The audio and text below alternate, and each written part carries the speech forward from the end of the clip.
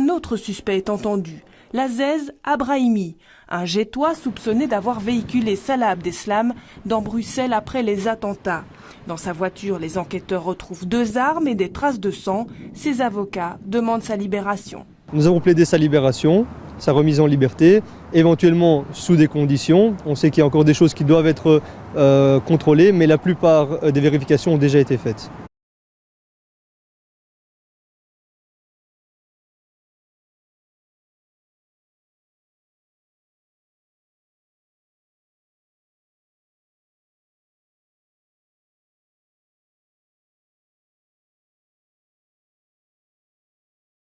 Il y a un message vocal qui est arrivé au moment où il a été interpellé.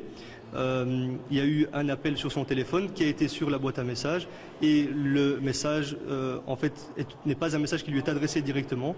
C'est une conversation entre 2 personnes en arrière-fond et cette conversation parle d'une personne qu'on cherche et puis on dit que le juif n'est pas là. Attendez, soyez un peu précis. Donc, sur le téléphone de votre client, on entend une discussion en message vocal entre 2 personnes. De qui s'agit-il et qu'est-ce qu'il y a dans ce message? Alors mais justement, on ne sait pas qui sont ces personnes. Le numéro d'appel n'est pas un numéro qui est répertorié dans son GSM. De quoi parlent ces 2 personnes alors?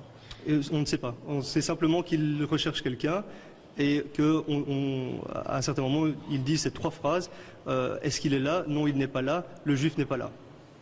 C'est quand même un peu énigmatique, vous comprendrez. C'est tout à fait énigmatique et pour mon client encore davantage, puisqu'on ne l'a même pas laissé écouter le message pour savoir s'il connaissait ces personnes. C'est quand même sur son GSM. Mais c'est sur son GSM, en effet. C'est l'appel de quelqu'un qu'il devait connaître. Alors c'est en tout cas l'appel de quelqu'un que lui ne connaissait pas a priori, puisque le numéro n'est pas enregistré dans son téléphone.